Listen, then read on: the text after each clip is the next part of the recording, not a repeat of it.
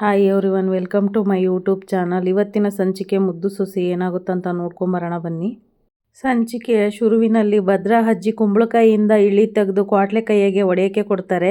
ಆಮೇಲೆ ಕ್ವಾಟ್ಲೆ ಮಾರಮ್ಮನ ಗುಡಿಗೆ ಹೋಗ್ಬಿಟ್ಟು ಒಂದು ಹುಂಜನ ಬಲಿ ಕೊಟ್ಟು ಆ ಹುಂಜದ ತಲೆ ಅಲ್ಲೇ ಬಿಟ್ಬಿಟ್ಟು ಗ್ರಾಚಾರ ಕಳೀತು ಅಂತ ಬಂದ್ಬಿಡು ಅಂತ ಹೇಳ್ತಾರೆ ಭದ್ರಾ ಅಜ್ಜಿ. ಸರಿ ಅಜ್ಜವ್ವ ಅಂತ ಕ್ವಾಟ್ಲೆ ಅವ್ರು ಹೇಳ್ತಾರೆ. ಭದ್ರಾ, ವಿದ್ಯಾ, ಬೇರೆ ಏನು ತೊಂದರೆ ಆಗಿಲ್ಲ ತಾನೇ? ಈಶ್ವರಿ ಅವ್ರು ಹೇಳ್ತಾರೆ.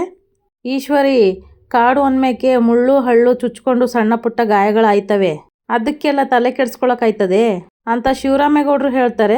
ನೀವಿಬ್ರು ಕಾಡೊಳಗೆ ಹೋಗ್ಬಿಟ್ಟು ಮರು ಹುಟ್ಟು ಪಡ್ಕೊಂಬಂದಿದ್ದೀರಿ. ನೀವಿಬ್ರು ಸುರಕ್ಷಿತವಾಗಿ ಬಂದ್ರಲ್ಲ, ಆಟ್ ಸಾಕು. ದಿಟ್ಟವಾಗ್ಲೂ ಅಳಿಯಂದ್ರೆ, ನಿಮ್ಮಿಬ್ರನ್ನ ನೋಡಿದ್ಮ್ಯಾಕೆ ನನಗೆ ಜೀವ ಬಂದಂಗಾಯ್ತು ಅಂತ ಚೆಲುವರಾಜ್ ಹೇಳ್ತಾರೆ. ಶಿವರಾಮ ಸುದ್ದಿ ಗೊತ್ತಾದ ಕೂಡ್ಲೆ ಎದ್ನೋ ಬಿದ್ನೋ ಅಂತ ಇಬ್ರು ಓಡ್ ಬಂದವ್ರೆ ಅಂತ ಭದ್ರಾ ಅಜ್ಜಿ ಹೇಳಿದಾಗ ರತ್ನವ್ರು ಹೇಳ್ತಾರೆ, ಅಳಿಯಂದ್ರೆ ಹುಷಾರಾಗಿದ್ರಿ ಅಲ್ವೇ ಅಂತ ಕೇಳ್ತಾರೆ. ಸಂದಾಗೆ ಇವನಿ ಅಂತ ಭದ್ರವ್ರು ಹೇಳ್ತಾರೆ. ಗೋವಿಂದ, ಭದ್ರನ ಒಳಗ್ ಕರ್ಕೊಂಡ್ ನಡಿ ಅಂತ ಶಿವರಾಮೇಗೌಡರು ಹೇಳ್ತಾರೆ. ಇನ್ನೇನ್ ಬಂದ್ ಕೆಲ್ಸ ಆಯ್ತಲ್ಲ, ನಮ್ ಮಗ ನಿಮ್ ಮಗಳು ಕ್ಷೇಮವಾಗಿ ಮನೆಗ್ ಬಂದಾಯ್ತು. ನೋಡಿದಿರಲ್ಲ, ಇನ್ನು ಯಾಕೆ ನಿಂತಿದ್ದೀರೋ ಒಂಡಿ, ಆಮ್ಯಾಕೆ ಇದನ್ನೇ ನೆಪ ಮಾಡ್ಕೊಂಡು ಆಗಾಗ ಬರ್ತಾ ಇರ್ಬೇಡಿ ಅಂತ ಈಶ್ವರಿ ಅವ್ರು ಹೇಳ್ತಾರೆ. ನೋಡು, ನೀನ್ ಇಲ್ಲಿ ಇರು ಅಂದ್ರೆ ಅವ್ರು ಇರಕ್ಕಿಲ್ಲಕನಂತೆ, ನೀನ್ ಕೆಲ್ಸ ಏನಿದೆ ಒಳಗೆ ನೋಡ್ಕೊ ಹೋಗು ಅಂತ ಭದ್ರಾ ಅಜ್ಜಿ ಹೇಳ್ತಾರೆ. ಚೆಲುವ, ರತ್ನ, ಈಗ ನಿಮ್ಮ ಆತಂಕ ದೂರ ಆಯ್ತಲ್ವೇ? ತಲೆ ಕೆಡ್ಸ್ಕೋಬೇಡಿ, ಕಾಲ ಹಿಂಗೆ ಇರಕ್ಕಿಲ್ಲ. ಒಳ್ಳೆ ಕಾಲ ಬಂದಾಗ ಎಲ್ಲ ಒಳ್ಳೇದಾಯ್ತದೆ. ನೀವು ನಿಮ್ಮ ಮಗಳ ಬಗ್ಗೆ ಚಿಂತೆ ಮಾಡಬೇಡಿ. ಅವಳು ನಮ್ಮ ಮಟ್ಟಿಲಿ ಸಂದಾಗಿರ್ತಾಳೆ. ಅವಳಿಗೆ ನಾನಿದ್ದೀನಿ, ನೀವು ಧೈರ್ಯವಾಗಿ ಹೋಗ್ಬಿಟ್ಟು ಬನ್ನಿ ಅಂತ ಭದ್ರಾ ಅಜ್ಜಿ ಹೇಳ್ತಾರೆ. ಅಮ್ಮವ್ರೆ, ನೀವು ಮೋಹನ ಅಮ್ಮ ಇರೋ ಗಂಟ ನನ್ನ ಮಗಳ ಬಗ್ಗೆ ಯಾವ ಹೆದರಿಕೆನೂ ಇಲ್ಲ ಅಂತ ರತ್ನವ್ರು ಹೇಳ್ತಾರೆ. ಹೆದರ್ಕೊಳ್ಳಕ್ಕೆ ಅವಳು ಶ್ರೀರಾಮಗೌಡನ ಸೊಸೆ, ಅವಳನ್ನ ಯಾರು ಏನು ಮಾಡಕ್ಕಾಗಕ್ಕಿಲ್ಲ. ಅವಳು ಸಂದಾಗಿರ್ತಾಳೆ. ಮೊದ್ಲು ನೀವ್ ಸಂದಾಗಿರೋದನ್ನ ನೋಡ್ಕೊಳ್ಳಿ, ಹಂಗೆ ಕಾಳಿನೂ ಕೇಳ್ದೆ ಅಂತ ಹೇಳಿ ಅಂತ ಭದ್ರಾ ಅಜ್ಜಿ ಹೇಳ್ತಾರೆ. ಚಿತ್ರ ಅವರು ಹಾಗೆ ಈಶ್ವರಿ ಅವರು ಗುರಾಯಿಸ್ತಾ ಇರ್ಬೇಕಾದ್ರೆ ಒಂಡೆ ಇನ್ನೇನೆ ನಿಂದು ಅಂತ ಭದ್ರಾ ಅಜ್ಜಿ ಹೇಳಿದಾಗ ಅವರಿಬ್ರು ಹಾಗೆ ಹೊರಟೋಗ್ಬಿಡ್ತಾರೆ. ಈ ಕಡೆ ಭದ್ರಾ ಅಜ್ಜಿ ಸಹನೂ ಹೊರಟೋಗ್ತಾರೆ. ಆಗ ಹೋಗಿದ ತಕ್ಷಣನೇ ವಿದ್ಯಾ ಅವರು ರತ್ನ ಅವ್ರನ್ನ ಹೋಗಿ ತಪ್ಕೋತಾರೆ. ಒಂದ್ ಕಡೆ ಭದ್ರಾ ಅವ್ರು ಹೇಳ್ತಾರೆ, ಅಲ್ಲ ಕನಕ ಒಡ್ಲೆ, ನಾವೇ ಬರ್ತಾ ಇದ್ವಿ ಕಣಪ್ಪ, ನೀವು ಹುಡ್ಕೊಂಡು ಯಾಕೆ ಆಟ್ ದೂರ ಬರಕ್ ಹೋದ್ರಿ? ಅಣ್ತಮ್ಮ ಅಲ್ಲಿಂದ ಯಾವ ಸುದ್ದಿನೂ ಬರ್ಲಿಲ್ವೇ? ಏನ್ ಮಾಡಿದ್ರು ಜೀವ ತಡಿದೇ ಹೋಯ್ತು. ಅದಕ್ಕೆ ನಾನು ಚಿಕ್ಕ ಮಾವನ್ ಕುಟೆ ಬಂದ್ಬಿಟ್ಟೆ. ಅತ್ತಿಗೆ ಅಮ್ಮ ನೀನು ಕ್ಷೇಮವಾಗಿ ಬರ್ಬೇಕಂತವಾ ನಾನು ಬೇಡ್ಕೊಳ್ದೆ ಇರೋ ದೇವ್ರೇ ಇಲ್ಲ ಗೊತ್ತೇ ಅಂತ ಕ್ವಾಟ್ಲೆ ಅವ್ರು ಹೇಳ್ತಾರೆ. ನಿಮ್ಮೆಲ್ರ ಪ್ರೀತಿ ಆಶೀರ್ವಾದದಿಂದ ಕಣ್ಲಾ ನಾವು ತಿರುಗಿ ಬರಂಗ್ ಮಾಡಿದ್ವು ಅಂತ ಭದ್ರಾ ಅವ್ರು ಹೇಳ್ತಾರೆ. ನಮ್ ಪ್ರೀತಿ ಆಶೀರ್ವಾದಕ್ಕಿನ ನಿಮ್ಮನ್ನ ಕರ್ಕೊಂಬರ್ಲೇಬೇಕು ಅಂತ ಅತ್ತಿಗೆಮ್ಮನ ಆತ್ಮಸ್ಥೈರ್ಯ ಇತ್ತು ನೋಡು, ಅದು ನಿನಗೆ ಯಾವ ತೊಂದ್ರೆ ಆಗದೆ ಕಾಡಿನಿಂದ ಹೊರಗ್ ಬರಕ್ಕೆ ಕಾರಣ ಆಗಿದ್ದು ಅಂತ ಕ್ವಾಟ್ಲೆ ಅವ್ರು ಹೇಳ್ತಾರೆ. ನೀನ್ ಏನೇ ಹೇಳೋ ಅಣ್ತಮ್ಮ, ಅತ್ತಿಗೆಮ್ಮನಂತ ಗಟ್ಟಿಗಿತ್ತಿ ಹೆಂಗಸ್ನ ನಾನ್ ಎಲ್ಲೂ ನೋಡೇ ಇರ್ಲಿಲ್ಲ. ಅಲ್ಲ, ಅಂತ ದೊಡ್ಡ ಕಾಡು, ಅದ್ರಲ್ಲೂ ಕಾಡಾನೆ ಇದೆ ಅಂತ ಗೊತ್ತಾದ್ಮೇಕು ಕಾಡೊಳಗೆ ನುಗ್ಗಿದ್ರಲ್ಲ, ನಿನ್ ಮ್ಯಾಗ ಎಷ್ಟು ಪಿರುತಿ ಅದ ಅಂತ ಅರ್ಥ ಮಾಡ್ಕೊ ಅಣ್ತಮ್ಮ ಅಂತ ಕ್ವಾಟ್ಲೆ ಅವ್ರು ಹೇಳ್ತಾರೆ. ದಿಟ ಕಣ್ಲ ಕ್ವಾಟ್ಲೆ, ಈ ವಿಚಾರದಾಗೆ ಯಾರೂ ಅವಳ ಕಡೆ ಬೆಳ್ ಮಾಡಿ ತೋರ್ಸಂಗಿಲ್ಲ ಅಂತ ಭದ್ರಾ ಅವ್ರು ಹೇಳ್ದಾಗ, ಈ ವಿಚಾರದಾಗ ಮಾತ್ರ ಅಲ್ಲ, ಯಾವ ವಿಚಾರದಲ್ಲೂ ಅತ್ತಿಗೆಮ್ಮನ ಕಡೆ ಬೆಳ್ ಮಾಡಿ ತೋರ್ಸಂಗಿಲ್ಲ ಅಂತ ಕ್ವಾಟ್ಲೆ ಅವ್ರು ಹೇಳ್ತಾರೆ. ಗಂಡನ್ಗೆ ತಕ್ಕ ಹೆಂಡ್ರು, ಅಟ್ಟಿಗೆ ತಕ್ಕ ಸೊಸೆ ಅಂತ ಹೇಳಕ್ಕೆ ಇದಕ್ಕಿನ್ನ ಇನ್ನೇನಪ್ಪ ಬೇಕು? ಅಂತವಳನ್ನ ಹೆಂಡ್ರಾಗ್ ಪಡೆಯಕ್ಕೆ ಒಂದ್ ಜನ್ಮ ಅಲ್ಲ, ಏಳು ಜನ್ಮ ಪುಣ್ಯ ಮಾಡಿರ್ಬೇಕು. ಯಾಕ ಹಂಗ್ ನೋಡ್ತಾ ಇದ್ದೆ ಅಣ್ತಮ್ಮ? ನಾನು ಇರೋದ್ನೇ ತಾನೇ ಹೇಳ್ತಾ ಇರೋದು ಅಂತ ಕ್ವಾಟ್ಲೆ ಅವ್ರು ಹೇಳ್ತಾರೆ. ನಿಮ್ಮ ಅತ್ತಿಗೆಮ್ಮನ ಬಗ್ಗೆ ಇನ್ನು ಏನೇನ್ ಹೇಳಿಯೋ ಅಂತ ನೋಡ್ತಾ ಇದ್ದೀನಿ ಅಂತ ಭದ್ರಾ ಅವ್ರು ಹೇಳ್ತಾರೆ. ಹ್ಞೂ ಕಣಪ್ಪ, ಅವ್ರ ಬಗ್ಗೆ ನಿನಗೆ ಒಳ್ಳೇದ್ ಹೇಳ್ಬಿಟ್ರೆ ನಿನಗೆ ಕಣ್ಣು ಕೆಂಪಾಗ್ಬಿಡ್ತದ ತಾನೆ? ನೋಡು ಅಣ್ತಮ್ಮ, ಅತ್ತಿಗೆಮ್ಮ ಇಲ್ಲಿ ಗಂಟ 100 ಒಳ್ಳೆ ಕೆಲಸ ಮಾಡಿದ್ದಾರೆ, ಆದ್ರೆ ಅವ್ರು ಮಾಡಿರೋ ಒಂದ್ ತಪ್ಪು ಕಣ್ಣಿಗೆ ಕಾಣ್ದಂಗೆ ಮರೆ ಮಾಡ್ಬಿಟ್ಟದೆ ಅಂತ ಕ್ವಾಟ್ಲೆ ಅವ್ರು ಹೇಳ್ತಾರೆ. ನಾವು ಏಟು ಒಳ್ಳೆ ಕೆಲಸ ಮಾಡಿದೀವಿ ಅನ್ನೋದು ಮುಖ್ಯ ಅಲ್ಲಕಲ್ಲ, ನಾವು ಮಾಡಿರೋ ತಪ್ಪು ಏಟು ಕೊನೆಗಂಟ ಪರಿಣಾಮ ಬೀರ್ತದೆ ಅನ್ನೋದು ಅದು ಕೊನೆಗಂಟ ನಿರ್ಧಾರವಾಗ್ತದೆ ಅಂತ ಹೇಳ್ತಾರೆ ಭದ್ರಾ ಅವರು. ಅದನ್ನೇ ಎತ್ತಾಡ್ಕೊಂಡು ನಿನ್ ಬದುಕ್ನ ಎಷ್ಟು ದಿನ ಅಂತ ಹಿಂಗೆ ಹಾಳು ಮಾಡ್ಕೊಂಡಿ ಅಂತ ಕ್ವಾಟ್ಲೆ ಅವ್ರು ಕೇಳ್ತಾರೆ. ಅಪ್ಪ ತಂದೆ ಅದೇ ವಿಚಾರನ ಇಟ್ಕೊಂಡು ಎಷ್ಟು ದಿನ ಅಂತ ಕೊರಿತಿಲ್ಲ, ಬೇರೆ ವಿಚಾರ ಏನಾದ್ರೂ ಇದ್ರೆ ಮಾತಾಡು ಅಂತ ಹೇಳ್ತಾರೆ ಭದ್ರಾ ಅವರು. ಬಿಡು ಅಣ್ತಮ್ಮ, ಹೆಂಗೋ ನೀನು ಕಷ್ಟಪಟ್ಟು ಕಾಡೊಳಿಕ್ ಹೋಗಿದ್ಕೆ ದೇವ್ರ ಆಶೀರ್ವಾದನೂ ಸಿಕ್ತು, ಹಂಗೆ ನೀನ್ ಆಸೆ ಪಟ್ಟಂಗೆ ಹೆಣ್ಮಗು ಹುಡ್ತದೆ ಅಂತ ಭರವಸೆ ಸಿಕ್ತು ಬಿಡು ಅಂತ ಹೇಳ್ತಾರೆ ಕ್ವಾಟ್ಲೆ ಅವರು. ಆ ದೀಪ ಹಚ್ಕೊಂಡು ಉರಿಬೇಕಾದ್ರೆ ನನಗೆ ಸ್ವರ್ಗನೇ ಸಿಕ್ಬಿಡ್ತು ಅನ್ನೋ ಹಾಗಾಗ್ಬಿಡ್ತು ಕಲ್ಲ ಅಂತ ಹೇಳ್ತಾರೆ ಭದ್ರಾ ಅವರು. ನನ್ ಪಟ್ಟ ಕಷ್ಟ ಎಲ್ಲ ಮಂಗ್ ಮಾಯವಾಯಿತು.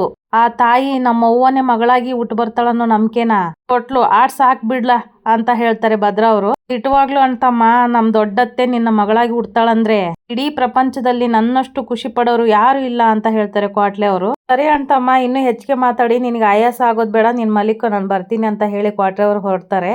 ಈ ಕಡೆ ವಿದ್ಯಾನಿಗೆ ರತ್ನ ಅವ್ರು ಹೇಳ್ತಾರೆ, ವಿದ್ಯಾ ಅಳಿಯಂದ್ರು ಕಾಡಿಗೆ ಹೋಗಿದ್ದಾರೆ ಅನ್ನೋ ವಿಷಯ ಕೇಳಿ ನಮ್ಮಿಬ್ರಿಗೆ ಅರ್ಧ ಜೀವನ ಹೊಂಟೋಗಿತ್ತು ಕಣವ ಅಂತ ಹೇಳ್ತಾರೆ. ಆಮೇಲೆ ನೀನು ಹೊಂಟೋಗಿದಿ ಅಂತ ಕೇಳಿದ್ಮೇಲೆ ಇನ್ನು ಪೂರ್ತಿ ಜೀವನೇ ಹೊಂಟೋದಂಗಾಯ್ತು. ನೀವಿಬ್ರು ವಾಪಸ್ ಬಂದಿದ್ ನೋಡಿ ಈಗ ನನಗೆ ಜೀವ ಬಂದಂಗಾಯ್ತು ನೋಡು ಅಂತ ಹೇಳ್ತಾರೆ ರತ್ನ ಅವರು. ನಿನ್ಗೇನೋ ಹೋದ್ ಜೀವ ಬಂದಂಗಾಯ್ತು, ಆದ್ರೆ ನನಗೆ ಪ್ರತಿದಿನ ಪ್ರತಿ ಕ್ಷಣ ಜೀವ ಹೋದಂಗ್ ಬದುಕ್ತಾ ಇದೀನಿ ಕಣವ ಅಂತ ಹೇಳ್ತಾರೆ ವಿದ್ಯಾ ಅವರು. ಆಗ ರತ್ನ ಅವ್ರು ಹೇಳ್ತಾರೆ, ಯಾಕವ ಹಿಂಗೆಲ್ಲ ಮಾತಾಡ್ತಾ ಇದ್ದಿ, ಇನ್ ಹೆಂಗವ ಮಾತಾಡ್ಲಿ, ಇವತ್ತು ಗೌಡ್ರು ಕಾಡೊಳಿಕ್ ಹೋಗಿ ಅವ್ರ ಜೀವಕ್ಕೆ ಅಪಾಯ ತಂದ್ಕೊಳಕ್ ಕಾರಣನೇ ನೀವಿಬ್ರು ಅಲ್ವೇನವ್ವ. ಅವರು ನೀನ್ ಹೇಳಿರೋ ಸುಳ್ಳನ್ನೇ ನಂಬ್ಕೊಂಡು ನನಗೆ ಹೆಣ್ಮಗು ಹುಟ್ಬೇಕು ಅಂತ ಆಸೆ ಮಾಡ್ಕೊಂಡವ್ರೆ. ದಿಟ ಹೇಳ್ಬೇಕು ಅಂದ್ರೆ ಇದಕ್ಕೆ ಸೂತ್ರಧಾರಿನೇ ನೀನವ್ವ. ಹಾಗಂತ ವಿದ್ಯವ್ರು ಹೇಳ್ದಾಗ ರತ್ನ ಅವ್ರು ಹೇಳ್ತಾರೆ, ನಾನಂತೂ ಬೇಕಂತಾನೆ ಹೇಳಿಲ್ಲ ಕಣವ, ಅವತ್ತಿನ ಪರಿಸ್ಥಿತಿನೇ ಆಗಿತ್ತು. ಪರಿಸ್ಥಿತಿ ಏನೇ ಆಗಿರ್ಬೋದು ಅವ್ವ, ಆದ್ರೆ ಸುಳ್ಳು ಅನ್ನೋದು ನನ್ನ ಬಾಳನ್ನೇ ಚುಚ್ಚುತ್ತತೆ ಅನ್ನೋದು ನಿಮ್ಗೆ ಯಾಕೆ ಅರ್ಥ ಆಗ್ಲಿಲ್ಲ. ತಪ್ಪು ಮಾಡಿರೋದು ನೀವು, ಆದ್ರೆ ಶಿಕ್ಷೆ ಅನುಭವಿಸ್ತಾ ಇರೋದು ನಾನು. ಅವತ್ತು ಪೊಲೀಸರಿಗೆ ಫೋನ್ ಮಾಡಿದ್ದು ನಾನೇ ಅಂತ ಹೇಳ್ದಾಗ್ಲೂ ನೀವು ನನ್ನನ್ನ ತಡೆದ್ರಿ. ಗೊತ್ತಾದ್ಮೇಲೆ ಇನ್ನು ನನ್ನ ಬದುಕು ಅಲ್ಲಿಂದ ಇಲ್ಲಿಗೆ ಬಂತು. ಆದ್ರೆ ಈ ವಿಷಯ ಯಾವಾಗ ಆಚೆಗೆ ಬರ್ತದೋ ಗೊತ್ತಿಲ್ಲ. ಆಮೇಲೆ ನನ್ನ ಬದುಕು ಸೂತ್ರ ಕಿತ್ತದ ಗಾಳಿಪಟದ ಥರ ಆಚೆಗೆ ಬರೋದು ಯಾವ ಅನುಮಾನನೂ ಇಲ್ಲ ಅಂತ ಹೇಳ್ತಾರೆ ವಿದ್ಯವರು. ಹಂಗೆಲ್ಲ ಏನೂ ಆಗೋಕ್ಕಿಲ್ಲ, ನೀನು ಧೈರ್ಯವಾಗಿರವ ಅಂತ ಚೆಲುವರಾಜ್ ಹೇಳ್ತಾರೆ. ಇನ್ನು ಎಷ್ಟು ದಿನ ಅಂತ ಈ ಸತ್ಯನ ಮುಚ್ಚಿಟ್ಕೊಂಡು ಬದುಕೋದು ಹೇಳಿ. ಅವರು ಯಾವಾಗ ದೇವಿ ಮುಂದೆ ಹೂ ಮಡಗಿ ಆ ದೀಪ ಹಚ್ಚಿದ್ರೋ ಅದು ಹಚ್ಕೊಳಕ್ಕಿಲ್ಲ, ಸತ್ಯ ಎಲ್ಲ ಆಚೆಗೆ ಬರ್ತದೆ ಅಂತ ಅನ್ಕೊಂಡಿದ್ದೆ. ಅದು ಏನೋ ಗೊತ್ತಿಲ್ಲ, ಆ ದೇವಿನೂ ದೀಪ ಉರಿಸ್ಬಿಟ್ಲು. ಈ ಸತ್ಯನ ಇನ್ನೂ ಹೊಸಿ ದಿನ ಗೊತ್ತಾಗದೆ ಇರೋ ಹಾಗೆ ಮಾಡಿಬಿಟ್ಲು. ನೀವೆಲ್ರು ಸುಳ್ಳು ಹೇಳಿದ್ರಿ ಸರಿ, ಆದ್ರೆ ನನ್ನ ಹೊಟ್ಟೆಲಿ ಮಗು ಇಲ್ಲದೆ ಇದ್ರೂ ಅವ್ರ ಆಸೆನ ನೆರವೇರಿಸ್ತೀನಂತ ದೇವಿ ಹೆಂಗ್ ಭರವಸೆ ಕೊಟ್ಲು, ನನಗೆ ಒಂದು ತಿಳಿವಲ್ದು ಅಂತ ವಿದ್ಯವ್ರು ಹೇಳ್ತಾರೆ.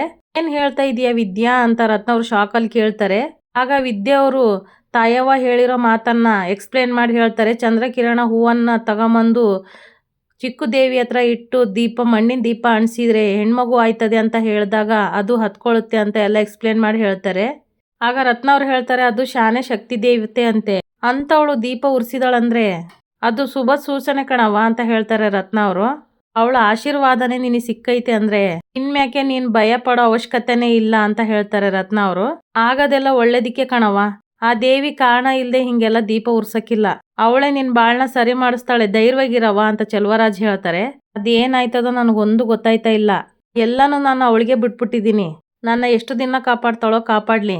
ಸರಿ ಕಣವ, ಎಲ್ಲ ಆ ತಾಯಿನ ನಂಬಿದ್ದೀನಿ, ಅವಳು ನಿನ್ನ ಕೈ ಬಿಡಕ್ಕಿಲ್ಲ, ನಾವಿನ್ ಬರ್ತೀವಿ ಅಂತ ಚೆಲುವರಾಜ್ ಹೇಳಿ ಅಲ್ಲಿಂದ ಹೊರಡ್ತಾರೆ. ಮನೆಯವರೆಲ್ಲ ಒಂದ್ ಕಡೆ ಸೇರಿರ್ತಾರೆ. ಭದ್ರಾ ಅಜ್ಜಿ ಹೇಳ್ತಾರೆ, ಶಿವರಾಮ ಇವತ್ತಿನ ಕಾಲದಲ್ಲೂ ತನ್ನ ಗಂಡನ ಮೇಲೆ ಇಷ್ಟು ಪ್ರೀತಿ ಮಾಡ್ಕೊಂಡಿರೋದು ನೋಡಿ ಸಂತೋಷ ಮತ್ತೆ ಆಶ್ಚರ್ಯ ಎರಡು ಒಟ್ಟಿಗೆ ಆಯ್ತು ಕಣ್ಲ. ಇವತ್ತು ಗಂಡ ಹೆಂಡ್ರು ಜೊತೆಗೆ ಇಲ್ದೆ ಹೋದ್ರು ತನ್ನ ಗಂಡ ಕಾಣಿಸ್ತಾ ಇಲ್ಲ, ಅವನ್ ಜೀವ ಎಲ್ಲೋ ಅಪಾಯದಲ್ಲಿ ಐತೆ ಅಂತ ಹಿಂದೆ ಮುಂದೆ ನೋಡ್ದೆ ಕಾಡೊಳಗೆ ಹೋಗ್ಬಿಟ್ಲಲ್ಲ, ನಿಜವಾಗ್ಲೂ ಅವಳ ಧೈರ್ಯನ ಮೆಚ್ಚಬೇಕು ಕಣ್ಲ ಅಂತ ಹೇಳ್ತಾರೆ ಭದ್ರಾ ಅಜ್ಜಿ. ಇಂಥವಳ ಕೈ ಹಿಡಿಯಕ್ಕೆ ನನ್ನ ಮೊಮ್ಮಗ ದಿಟ್ಟವಾಗ್ಲೂ ಪುಣ್ಯ ಮಾಡಿದನ್ ಕಣ್ಲ. ಈ ಮಾತು ದಿಟ ಅತ್ತೆ, ಒಂದು ಕ್ಷಣನೂ ನನ್ನ ಗಂಡ ನನ್ನ ಮೇಲೆ ಕೋಪ ಮಾಡ್ಕೊಂಡಾನೆ ಅಂತ ಯೋಚನೆನೂ ಮಾಡ್ಲಿಲ್ಲ. ಅಲ್ಲಿನ ಜನನೇ ಕಾಡೊಳಗೆ ಹೋಗಕ್ಕೆ ಮೀನಮೇಷ ಎಣಿಸ್ತಾ ಇದ್ರು, ಆದ್ರೆ ನಮ್ಮ ವಿದ್ಯೆ ಅದನ್ನ ಯಾವುದು ಲೆಕ್ಕಿಸ್ದೆ ತನ್ನ ಗಂಡನ ಕಾಪಾಡ್ಕೊಂಡು ಬಂದ್ಲು ಅತ್ತೆ ಅಂತ ಮೋಹನ್ ಅವ್ರು ಹೇಳ್ತಾರೆ. ವಿದ್ಯಾರನ್ನು ಹೊಗಳ್ತಾ ಇರೋದು ನೋಡಿದ್ರೆ ಈಶ್ವರಿ ಹಾಗೆ ಈಶ್ವರಿ ಗ್ಯಾಂಗಿಗೆ ತುಂಬಾ ಉರಿ ಬೀಳ್ತಾ ಇರುತ್ತೆ. ಆಗ ಭದ್ರಾ ಅಜ್ಜಿ ಹೇಳ್ತಾರೆ, ಹ್ಞೂ ಕಣವ, ಸಣ್ಣ ಪುಟ್ಟದಕ್ಕೆಲ್ಲ ಜಗಳ ಮಾಡ್ಕೊಂಡು ಗಂಡನೇ ಬೇಡ ಅಂತ ಬಿಟ್ಟೋಯ್ತವ್ರೆ. ಗಂಡನ್ಗೆ ಏನಾದ್ರೇನು ಅವನ್ ಕರ್ಮ ಅಂತ ಮಾತಾಡೋರ್ನು ನೋಡಿದೀನಿ, ಅಂಥದ್ರಲ್ಲಿ ತಾನು ಬಸ್ರಿ ಅಂತ ಗೊತ್ತಿದ್ರೂನು ಬೆಟ್ಟ ಗುಡ್ಡ ಕಲ್ಲು ಮುಳ್ಳು ಅಂತ ನೋಡ್ದೇನೆ ಅವಳು ಅಲ್ಲಿಗೆ ಹೋದ್ಲಲ್ಲ, ಅವಳ ಪ್ರೀತಿ ಎಂಥದ್ದು ಅಂತ ನೀನು ಅರ್ಥ ಮಾಡ್ಕೊ ಅಂತ ಹೇಳ್ತಾರೆ ಭದ್ರಾ ಅಜ್ಜಿ. ಹ್ಞೂ ಕಣವ, ನನಗೆ ಈ ಅಧಿಕಾರ ಅನ್ನೋದು ಕೈ ಕಟ್ಟಾಕ್ಬಿಡ್ತು. ನನ್ನ ಮಗ ಆಪತ್ನಾಗ ಅದಾನೆ ಅಂತ ಗೊತ್ತಿದ್ರುವೆ ನಾನು ಕಾಡೊಳಗೆ ಹೋಗಕ್ಕಾಗ್ಲಿಲ್ಲ, ಆದ್ರೆ ಅವಳನ್ನ ಯಾರು ತಡೆಯಕ್ಕಾಗ್ಲಿಲ್ಲ. ತನ್ನ ಗಂಡನ ಪ್ರಾಣ ಉಳ್ಸೋದಿಕ್ಕೆ ಕಾಡಿಗೆ ನುಗ್ಗೇ ಬಿಟ್ಲು. ಇದು ಹೆಂಗವ ಸಾಧ್ಯ, ಅವಳ ಬಗ್ಗೆ ನೆನ್ಸ್ಕೊಂತ ಇದ್ರೆ ನನ್ಗೆ ಹೆಮ್ಮೆ ಆಗ್ತದೆ ಅಂತ ಹೇಳ್ತಾರೆ ಶಿವರಾಮೇಗೌಡರು. ಅದಕ್ಕೆ ಕಣಪ್ಪ ನಿಷ್ಕಲ್ಮಶವಾದ ಪ್ರೀತಿ ಅನ್ನೋದು, ಅಂತ ಪ್ರೀತಿಗೆ ಮಾತ್ರ ಇಂಥ ನಿರ್ಧಾರ ತಗೊಳಕ್ಕಾಗೋದು. ಸತಿ ಸಾವಿತ್ರಿ ಯಮ್ಮನ್ನ ಬೆನ್ನತ್ತಿ ತನ್ನ ಗಂಡನ ಪ್ರಾಣ ಕಾಪಾಡಿದ್ಲು ಅಂತ ಪುರಾಣದಲ್ಲಿ ಕೇಳಿದ್ವು ಅಂತ ಭದ್ರಾ ಅಜ್ಜಿ ಹೇಳಿದಾಗ ಗೋವಿಂದ ಅವ್ರು ಹೇಳ್ತಾರೆ, ನಿನ್ ಮಾತು ದಿಟ್ಟ ಕಣವ, 8 ಜನಕ್ಕೆ ಇಂಥ ಹೆಂಡ್ರು ಸಿಕ್ಕಾಳು ಹೇಳು. ಅವಳು ವಯಸ್ಸಲ್ಲಿ ನಮ್ಮೆಲ್ರಿಗಿಂತ ಚಿಕ್ಕವಳಾದ್ರು ಇವತ್ತು ಎಲ್ರ ದೃಷ್ಟಿನಾಗೆ ಅವಳು ತುಂಬಾ ಎತ್ತರದಲ್ಲಿ ನಿಂತವ್ರೆ ಅಂತ ಹೇಳ್ತಾರೆ. ನಾವೆಲ್ಲ ಅವಳನ್ನ ಹಟ್ಟಿಯಿಂದ ದೂರ ಮಡಗಿದ್ವಿ. ನಮ್ ಭದ್ರ ಅವಳ ಅಪ್ಪನಿಗೋಸ್ಕರ ಅವಳನ್ನ ದೂರ ಮಡಗ್ದ, ಆದ್ರೆ ಅವಳು ಒಂದಿನನೂ ಅದ್ರ ಬಗ್ಗೆ ಬೇಜಾರ್ ಮಾಡ್ಕೊಂಡ್ಲಿಲ್ಲ. ಅವಕಾಶ ಸಿಕ್ಕಿದ್ರೆ ಸಾಕು ಮಾವನ್ ಮರ್ಯಾದೆ ಗಂಡನ್ ಮರ್ಯಾದೆ ಹರಾಜಾಗಕ್ಕೆ ಕಾಯ್ತಾ ಇರ್ತಾರೆ. ವಿದ್ಯಾ ಈ ಮನೆ ಮರವಾದೆ ಗಂಡನ್ ಗೌರವಕ್ಕೋಸ್ಕರ ಏನ್ ಮಾಡೋದಕ್ಕೂ ನಿಂತು ಶಾನೆ ದೊಡ್ಡೋಳಾಗ್ಬಿಟ್ಲು ಅಂತ ಮೋಹನ್ ಅವ್ರು ಹೇಳ್ತಾರೆ. ಇಲ್ಲಿ ಗಂಟ ಅವಳು ಗೊತ್ತೋ ಗೊತ್ತಿಲ್ದೇನೋ ಒಂದ್ ತಪ್ಪು ಮಾಡಿದಾಳ ಅನ್ನೋದ್ ಬಿಟ್ರೆ ಇನ್ನ ಯಾವ ವಿಷಯದಲ್ಲೂ ಅವಳ ಕಡೆ ಬೆರಳು ಮಾಡಿ ತೋರ್ಸಕ್ ಆಗಕ್ಕಿಲ್ಲ ಅಂತ ಹೇಳ್ತಾರೆ ಭದ್ರಾ ಅಜ್ಜಿ. ಏನೇ ಆದ್ರೂ ಅವಳು ನಮ್ಮೆಲ್ರಿಗಿಂತ ಪ್ರಬುದ್ಧವಾಗಿ ಯೋಚನೆ ಮಾಡ್ತಾಳೆ ಅಂತ ಭದ್ರಾ ಅಜ್ಜಿ ಹೇಳ್ತಾರೆ. ಏಟೋಕಿತ ಈ ಚಿಕ್ಕ ವಯಸ್ಸಿನ ಹುಡುಗಿ ಇಷ್ಟು ದೊಡ್ಡದಾಗಿ ಯೋಚನೆ ಮಾಡ್ತದಲ್ಲ, ಅದ್ ಹೆಂಗ್ ಸಾಧ್ಯ ಆದತ್ತು ಅಂತ ನಾನೇ ಯೋಚನೆ ಮಾಡಿದೀನಿ. ಕಣ್ ಮುಂದುಗುಟ್ಟೆ ಅನ್ಯಾಯ ನಡೆದ್ರೆ ಮುಖ ಮೂತಿ ನೋಡ್ದೆ ಖಂಡಿಸ್ತಾಳೆ.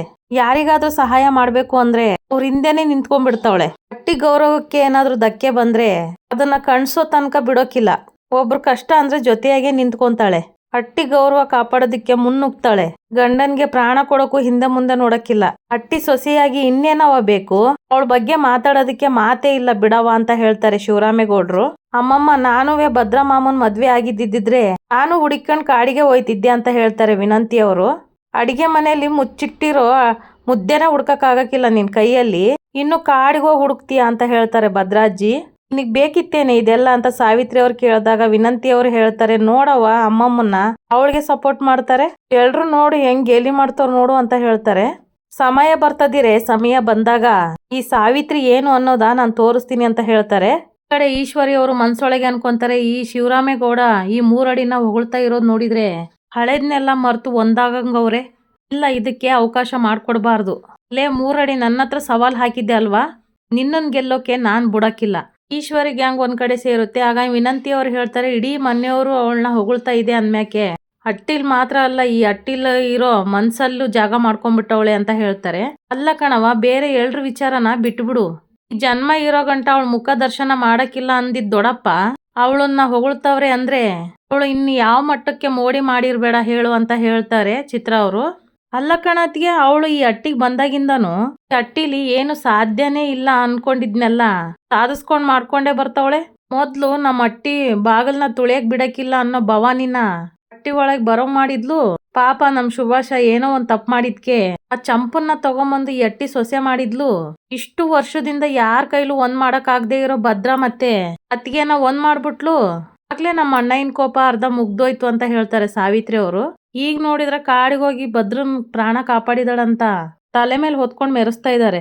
ಇನ್ನೇನಾದ್ರೂ ಮಗ ಎತ್ಬಿಟ್ಲು ಅಂತ ಅನ್ಕೋ, ಈ ಮನೆ ಆಡಳಿತನೇ ಅವಳ ಕೈಗೆ ಹೊಂಟೋಗುತ್ತೆ ಅಂತ ಹೇಳ್ತಾರೆ ಸಾವಿತ್ರಿ ಅವರು. ಆಮೇಲೆ ಟಿಜೋರಿಕಿ ಸೊಂಟಕ್ ಸಿಗಿಸ್ಕೊಂಡು ಮಹಾರಾಣಿ ಹಂಗೆ ಆದೇಶ ಕೊಡ್ತಾ ಇರ್ತಾಳೆ, ನಾವು ಗಾಳಿ ಬೀಸ್ಕೊಂಡು ಪಾಲನೆ ಮಾಡ್ಬೇಕಾಯ್ತದೆ ಆಟೆಯ ಅಂತ ಹೇಳ್ತಾರೆ ವಿನಂತಿ ಅವರು.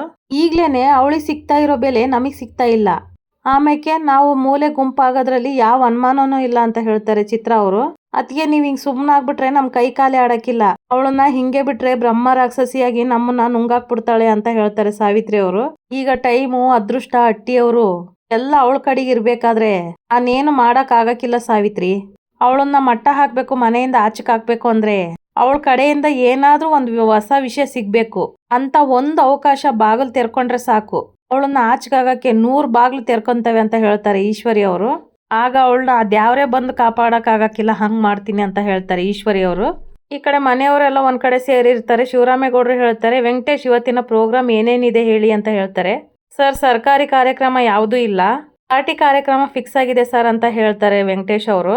ಸರಿ, ಒಂದ್ ಕೆಲಸ ಮಾಡಿ, ಶಾನೆ ಯಾವ್ದಾದ್ರು ಮುಖ್ಯವಾದ ಕಾರ್ಯಕ್ರಮ ಇದ್ರೆ ಅದಕ್ಕೆ ಹೋಗಕ್ಕೆ ಪ್ಲಾನ್ ಮಾಡಿ ಅಂತ ಹೇಳ್ತಾರೆ ಶಿವರಾಮೇಗೌಡರು.